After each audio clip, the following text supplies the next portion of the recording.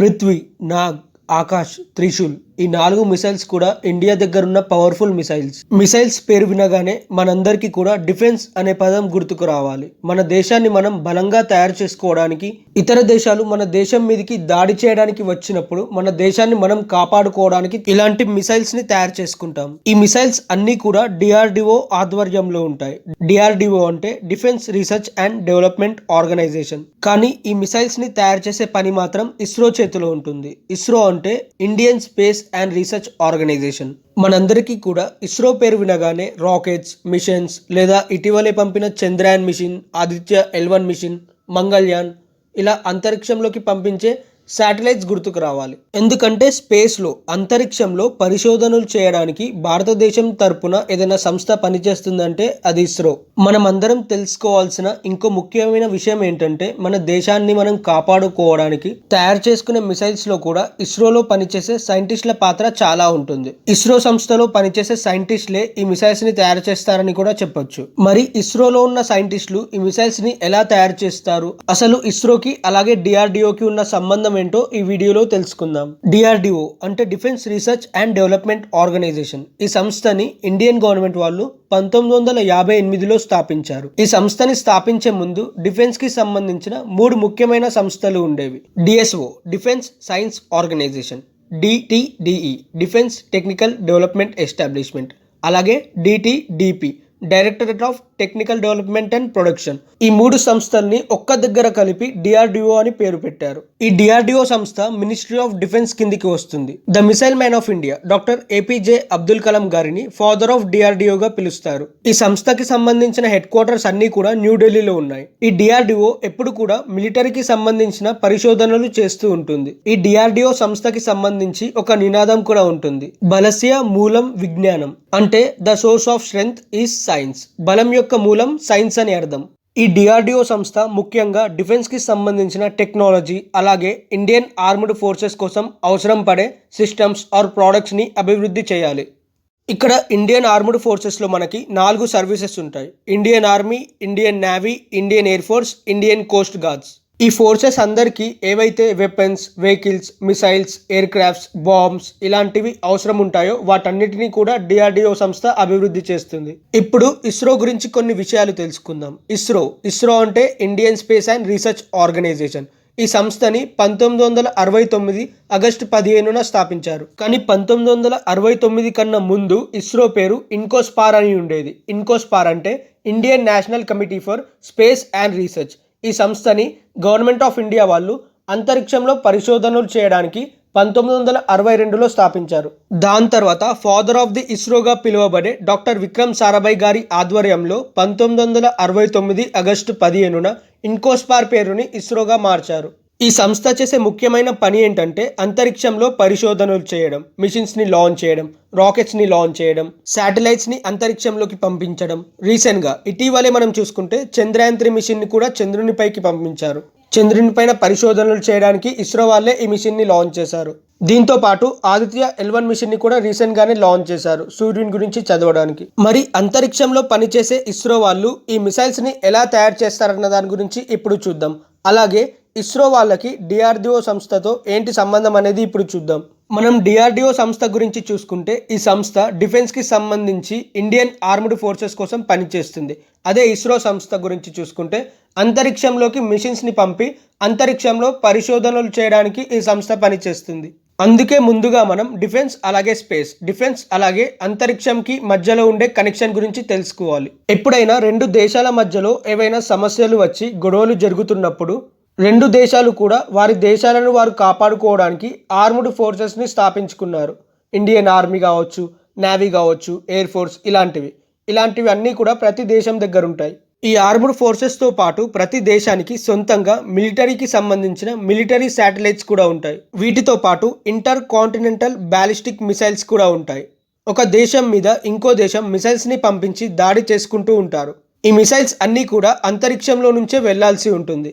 అంతరిక్షంలో ఉన్న శాటిలైట్స్ ఈ మిసైల్స్ కరెక్ట్ గా వెళ్ళడానికి సహాయపడతాయి. అందుకే మిలిటరీ వాళ్ళకి అంతరిక్షంలో ఉన్న శాటిలైట్స్ చాలా ఉపయోగపడతాయి. అందుకే ఇండియన్ ఆర్మ్డ్ ఫోర్సెస్ కోసం పనిచేసే డిఆర్డిఓ అలాగే అంతరిక్షంలో పనిచేసే ఇస్రో మధ్యలో చాలా కనెక్షన్ ఉంటుంది. మొట్టమొదటిగా డిఆర్డిఓ సంస్థకి సంబంధించిన సైంటిస్టులు స్విట్జర్లాండ్ దేశంతో కలిసి సర్ఫేస్ టు ఎయిర్ మిసైల్స్ ని అభివృద్ధి చేయడానికి ప్రాజెక్ట్ ఇండిగో మిషన్ ని 1962లో స్టార్ట్ చేశారు. దాని తర్వాత మళ్ళీ 1970s 1970 సమయంలో ప్రాజెక్ట్ డెవిల్ ని స్టార్ట్ చేశారు. ఈ ప్రాజెక్ట్ లో షార్ట్ రేంజ్ సర్ఫేస్ లో ఎయిర్ మిసైల్స్ ని, దీంతో పాటు ప్రాజెక్ట్ వాలికాంట్ లో ఇంటర్ కాంటినెంటల్ బ్యాలిస్టిక్ మిసైల్స్ ని, సో వీటన్నిటిని తయారు చేయడం స్టార్ట్ చేశారు. కానీ అనుకున్నంత సక్సెస్ రాలేకపోయింది. ఇలా డిఆర్డిఓ సంస్థ వాళ్ళు మిసైల్స్ ని అభివృద్ధి చేయడంలో సక్సెస్ అవ్వలేకపోయారు. కానీ ఒక దిక్కు ఇస్రో వాళ్ళ గురించి చూసుకుంటే 1980 జూలై 18 రోజు రోహిణి శాటిలైట్ ని లాంచ్ చేశారు. ఇది ఒక సౌండింగ్ రాకెట్, ఇండియాకి సంబంధించిన ఫస్ట్ సౌండింగ్ రాకెట్. అప్పుడు ఆ రాకెట్ సైన్స్ అభివృద్ధి వల్లే మిసైల్స్ అభివృద్ధి కూడా ప్రారంభమైంది.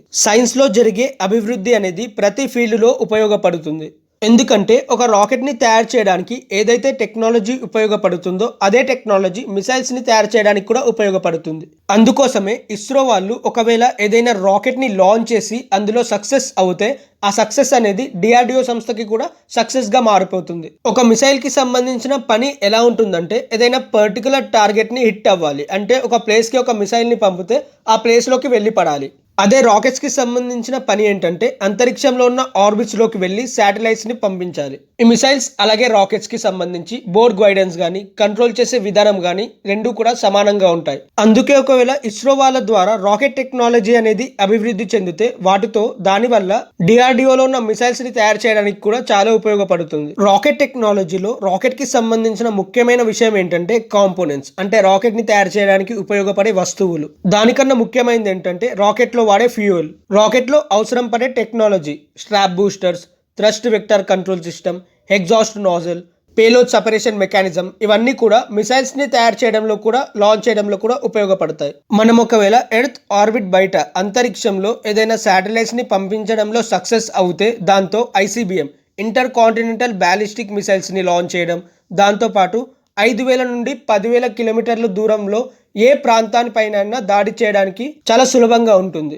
అందుకోసమే ఇస్రోలో రాకెట్స్ కి సంబంధించిన టెక్నాలజీ డిఆర్డిఓలో మిసైల్స్ ని తయారు చేయడానికి కూడా ఉపయోగపడుతుంది. ఇస్రో వాళ్ళు స్టార్టింగ్ లో ఒక సౌండింగ్ రాకెట్ తో మొదలు పెట్టారు. దాని తర్వాత SLV satellite launch vehicle, ASLV augmented satellite launch vehicle, వీటితో పాటు కొత్త టెక్నాలజీ వల్ల payload capacity, propellers, extended range ని కూడా పెంచారు. ఇవన్నీ మిసైల్స్ ని లాంచ్ చేయడంలో కూడా చాలా ఉపయోగపడతాయి. ఇప్పుడున్న సమయంలో PSLV polar satellite launch vehicle, GSLV geosynchronous satellite launch vehicle, GSLV mark 3 ఈ మూడిటి వల్ల ఇంకా ఎక్కువ మిషన్స్ ని లాంచ్ చేయబోతున్నారు. ఇలాంటి రాకెట్స్ ని లాంచ్ చేయడం వల్ల ఎక్కువ ఉపయోగం మిసైల్స్ ని తయారు చేయడంలో జరుగుతుంది. మనం ఒక్కసారి రీఎంట్రీ ఎక్స్పెరిమెంట్ గురించి చూసుకుంటే దాని ఫలితంగా అగ్ని మిసైల్ ని తయారు చేశారు. రామ్జెట్ రాకెట్ ఇంజిన్స్ కి సంబంధించిన అభివృద్ధి వల్ల అగ్ని, పృథ్వీ మిసైల్స్ కి సంబంధించిన అడ్వాన్స్డ్ వేరియంట్స్ ని తయారు చేయడంలో చాలా సహాయపడింది. దీంతో పాటు పేలోడ్ కెపాసిటీ అనేది ఎంతవరకు పెరుగుతుందో దాని వల్ల రాకెట్ లో పంపించే ఫ్యూల్ కెపాసిటీ కూడా అంతవరకు పెరుగుతుంది. ఇలా వివిధ రకాల ఫ్యూల్, పేలోడ్ కెపాసిటీ ఆధారంగా వివిధ రకాల రాకెట్స్ ని అభివృద్ధి చేస్తూ ఉంటారు. ఇస్రో వాళ్ళు క్రయోజెనికల్లీ లిక్విడ్ ఇంజిన్ ని అభివృద్ధి చేయడంలో పనిచేస్తున్నారు. దీన్ని ఫ్రాన్స్ వైకింగ్ ఇంజిన్ ద్వారా ఇన్స్పైర్ అయ్యారు. ఈ ఇంజిన్స్ వల్ల రాకెట్ కి సంబంధించిన పేలోడ్ అలాగే ఎఫిషియన్సీ కూడా పెరుగుతుంది. దీని తర్వాత HRLV human rated launch vehicle, తర్వాత SSLV small satellite launch vehicle, RLVTD reusable launch vehicle technology demonstrator. ఈ రాకెట్స్ వల్ల ముందు తయారు చేసే మిసైల్స్ లో కూడా చాలా ఉపయోగం ఉంటుంది. వీటితో పాటు రీయూజబుల్ లాంచ్ వెహికల్ టెక్నాలజీని డెమాన్స్ట్రేట్ చేయడంలో ఇస్రో, డిఆర్డిఓ రెండు సక్సెస్ అయ్యాయి. ఈ రాకెట్ ని ఇస్రో, డిఆర్డిఓ వీళ్ళిద్దరూ కలిసి లాంచ్ చేశారు. ఇది ఒక పెద్ద అచీవ్మెంట్ అని చెప్పొచ్చు. మన దేశానికి కూడా ఈ ఆర్ఎల్వి చాలా ఇంపార్టెంట్. ఎప్పుడైతే మనం రాకెట్స్ ని లాంచ్ చేస్తామో ఆ రాకెట్స్ కి సంబంధించిన బూస్టర్స్ అనేవి ఒక హైట్ వరకు వెళ్ళి పాడైపోతాయి. రాకెట్ కి సంబంధించిన 80% భాగాలన్నీ కూడా గాలిలోకి వెళ్ళేటప్పుడు విడిపోతూ ఉంటాయి. ఇలాంటి సమస్యల నుంచి కాపాడుకోవడానికి డెమాన్స్ట్రేట్ అనే టెక్నాలజీని యూజ్ చేస్తారు. దీనివల్ల ప్రతి ఒక్క మిషన్ తక్కువ ఖర్చుతో అయిపోతుంది. కానీ ఇది చాలా కష్టమైన పని అని చెప్పొచ్చు. ఎందుకంటే మొత్తం టెక్నాలజీ రాకెట్ ల్యాండింగ్ పైన బేస్ అయి ఉంటుంది. సేఫ్ గా కరెక్ట్ ప్లేస్ లో రాకెట్ ని మళ్ళీ ల్యాండ్ చేయడం పెద్ద డిఫికల్ట్ టాస్క్ అని చెప్పొచ్చు. రాకెట్స్ లో పంపిన శాటిలైట్స్ అనేవి ఆర్బిట్స్ లోకి వెళ్లి పెట్టిన తర్వాత ల్యాండింగ్ అనేది కరెక్ట్ గా జరగకపోవడం వల్ల రాకెట్స్ అనేవి డిస్ట్రాయ్ అయిపోతాయి. ఈ సమస్యలన్నిటిని సాల్వ్ చేయడానికి ఈ టెక్నాలజీని తయారు చేశారు. దీనివల్ల DRDO కి కూడా చాలా ఉపయోగం ఉంటుంది. ఇస్రో, DRDO ఈ రెండు సంస్థలు కలిసి మిషన్ శక్తిని సక్సెస్ఫుల్ గా లాంచ్ చేశారు. మిసైల్స్ ని లాంచ్ చేసే దగ్గర నుండి వాటిని కరెక్ట్ ప్లేస్ లో హిట్ చేయడానికి మొత్తం సపరేట్ క్యాల్కులేషన్స్ అనేవి ఉంటాయి. మిషన్ శక్తి అనేది ఒక యాంటీ శాటిలైట్ డిఫెన్స్ ప్రోగ్రామ్. దీని పని ఏంటంటే గాలిలోనే మిసైల్స్ ని ఉంచాలి. ఒకవేళ ఏదైనా దేశం వాళ్ళు మన దేశం పైన మిసైల్స్ ని పంపించడానికి ట్రై చేస్తే గాలిలోనే ఆ మిసైల్స్ ని అంతం చేస్తుంది అన్నమాట. మన దేశం వరకు రాకుండా ఆ మిసైల్స్ ని గాలిలోనే అంతం చేస్తుంది. ఇలాంటి సిస్టమ్ ని డెవలప్ చేసిన కంట్రీగా ఇండియా 4th ప్లేస్ లో ఉంది. కార్టోసెట్ శాటిలైట్, రికనైజెన్స్ శాటిలైట్ ఈ రెండు శాటిలైట్స్ కూడా ఇండియన్ ఆర్మీ కోసం చాలా ఉపయోగపడతాయి. ఇలా DRDOకి, ఇస్రోకి సంబంధం ఉంటుందన్నమాట. ఇలాంటి కనెక్షన్స్ ఉంటాయి. ఇది వచ్చేసి ఇవాల్టి వీడియో కనుక నచ్చితే ప్లీజ్ వీడియోని లైక్ చేయండి. అలాగే ఇలాంటి వీడియోస్ కోసం ఛానల్ని సబ్స్క్రైబ్ చేసుకోండి. Thanks for watching my video.